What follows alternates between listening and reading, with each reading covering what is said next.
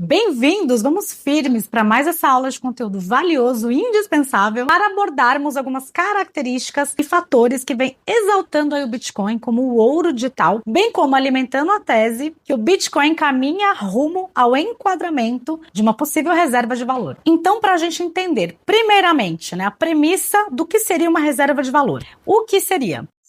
Tudo que serve como proteção de patrimônio contra variações de mercado ou reviravoltas em cenários econômicos. Então seria algo, um bem, um ativo que tem o potencial de se preservar, preservar o seu valor com o passar dos anos, ajudando assim, de certa forma, na manutenção e acumulação de riquezas. O ouro é um metal nobre e se destacou nesse posto como sendo uma reserva de valor global por apresentar propriedades principais como durabilidade, utilidade, aprovação social, escassez, demonstrando assim resiliência e capacidade de se valorizar, independente de adversidades, obtendo êxito aí ao se encaixar bem nesses quesitos aí para uma boa reserva de valor. Atualmente vem surgindo muitas comparações entre o ouro e o Bitcoin, até mesmo como Robert Kiyosaki recomendando, por exemplo, compre ouro, prata, imóveis e Bitcoin. Mas afinal, qual é a semelhança que o ouro e o Bitcoin tem ali a ver em comum? Então vamos discorrer um pouquinho sobre o porquê que essa comparação faz sentido entre ouro e Bitcoin, se o Bitcoin pode se tornar um dia uma reserva de valor e vantagens e desvantagens um tem sobre o outro. Então, para começo de conversa, primeiro ponto: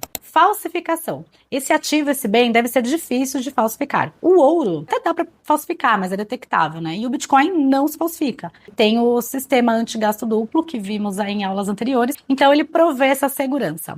Segundo item: escassez. O critério de escassez é algo determinante para uma reserva de valor. O ouro é difícil de ser encontrado, É raro, escasso. E o Bitcoin também se configura como um ativo digital de altíssima escassez. Não somente porque ele é limitado a 21 milhões de unidades, mas porque também não se extrai um Bitcoin ao acaso, e sim quando minera-se um bloco na rede. Entenderemos melhor, inclusive, esse ponto na aula sobre tecnologia, próximo módulo. Então, além do fato da emissão máxima do Bitcoin ser de até 21 milhões de unidades, tem mais um detalhe aí que elementa ainda mais essa base da escassez e torna o Bitcoin ainda mais escasso, que é um mecanismo que existe ali dentro do processo de mineração do Bitcoin chamado halving. Em média, a cada 4 anos ele reduz a velocidade de produção do Bitcoin, mas toda essa dinâmica a fundo será explicado aí nas aulas sequenciais. Então, pessoal, é o seguinte: visto esse aspecto da escassez, associado também com a previsibilidade de produção, muitos especialistas enxergam o Bitcoin até imune à inflação,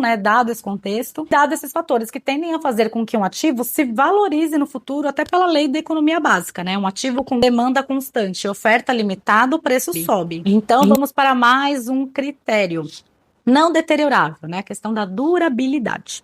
Imagina que você passa lá muito tempo, 10 anos, 20 anos, vai procurar alguma coisa e isso está intacto. Acontece com o ouro. O ouro, ele se preserva aí fisicamente ao longo do tempo. O Bitcoin já é uma coisa de tecnologia, um ativo digital com uma rede robusta. Então, se a gente levar para os fundamentos da rede e tudo mais, também não é facilmente deteriorável. Agora, mais um item: usabilidade, que seria uma utilidade desejável, digamos assim. O ouro, ele pode ser usado aí de N formas, na indústria, por exemplo. E o Bitcoin também tem sua usabilidade real e prática, tem o seu propósito muito além da especulação. Então, ele vem caminhando bem aqui nesse enquadramento. Bom, seguinte: portabilidade, Deve ser de fácil transporte. O ouro nem sempre permite esse tão fácil carregamento como o Bitcoin, que fica ali no bolso, no seu bolso, no seu celular, na sua carteira virtual. Próximo: aceitabilidade, que é mais um passo aí no processo para um ativo ser considerado como reserva de valor. Então, o ouro, ele já tem uma ampla aceitação globalmente, e o Bitcoin também é global, ele não se proíbe, pelo menos na prática, praticamente no mundo inteiro ele é perfeitamente legal. Ele ainda não possui regulamentação específica, mas são raros os países que tentam restringir o Bitcoin. E geralmente esses países são países que andam totalmente na contramão da liberdade, como por exemplo China, Paquistão. Então, nesse quesito, possuir longo histórico de aceitação, o Bitcoin ele vem caminhando para essa maturação, E para a gente bater o martelo futuramente nesse item, aí só o teste do tempo mesmo. Então, a próxima questão aqui é a estabilidade de preço. Aqui é um quesito que ainda tira o Bitcoin da jogada, pelo Bitcoin ser de alta volatilidade de preço. Mas juntando com o item, que a gente falou acima, como eu disse, o Bitcoin é um ativo muito novo. E a estabilidade de preço não vai ocorrer, da noite para o dia. Então, ele vai se estabilizando conforme o aumento da adoção. Então chegamos aqui no próximo item, liquidez. O que é liquidez? É a capacidade de você trocar um algo por um outro algo. Então, por exemplo, a troca de um bem por dinheiro. Então, apesar que no caso de o Bitcoin não ser utilizado de forma ainda tão ampla, de você ir a qualquer lugar e pagar em Bitcoin, pelo fato dele ser novo, ele atende muito bem a esse critério de liquidez em corretoras, tá? A liquidez em corretoras é gigantesco. O volume negociado é muito significativo, então ele atende bem também nesse quesito. Mais um item aqui, fungibilidade.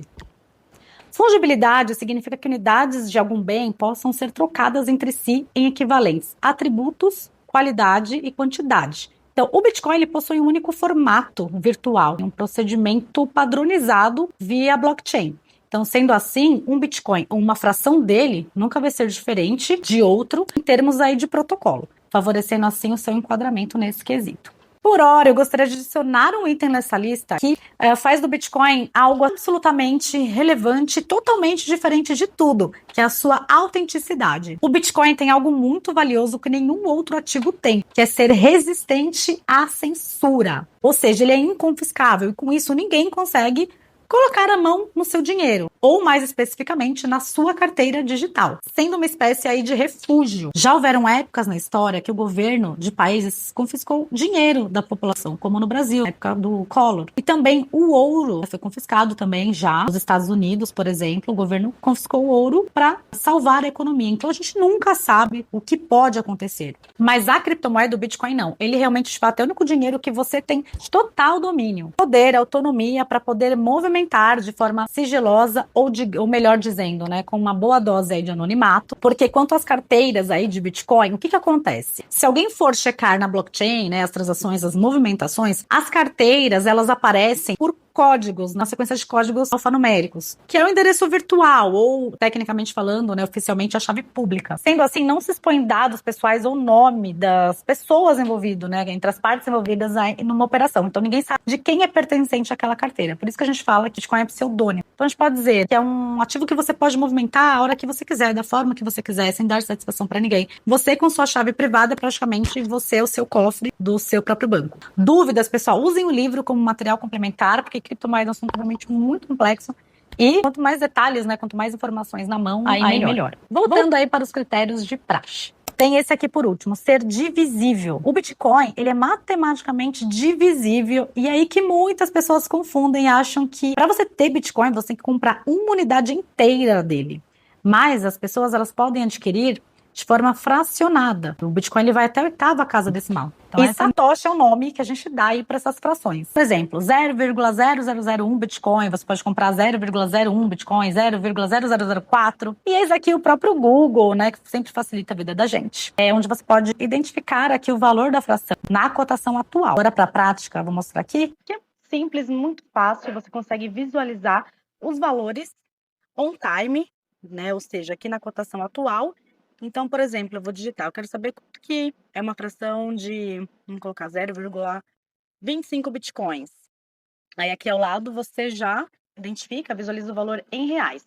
Aqui você pode também alterar a moeda, por exemplo, o dólar americano. Você altera a moeda aqui, ele já vai te dar o valor, 4.344 dólares. Você vai saber quanto que é 0,8 bitcoin. Então, hoje seria 13.901 dólares. Você também pode inverter aqui, tá? Por exemplo, eu tenho 1.000 dólares, eu quero comprar Bitcoin, quanto será que isso vai me dar em fração de Bitcoin? 1.000 dólares.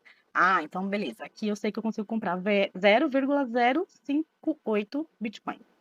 E como notamos nessa aula, o Bitcoin é algo aí de bastante valor agregado. Vale lembrar que a ideia toda do ativo digital nunca tinha acontecido antes. E até mesmo segundo o white paper do Bitcoin, ele nunca foi idealizado para substituir de fato o ouro ou o dinheiro, e sim ser uma alternativa viável aí às opções convencionais. A partir de agora já entraremos nas aulas aí sobre tecnologia, que é a grande preciosidade, né, das criptomoedas, para logo adiante a gente poder entrar na fase cíclica do Bitcoin, chegar nas tão aguardadas, acredito eu, aulas sobre investimento, e bora para a próxima.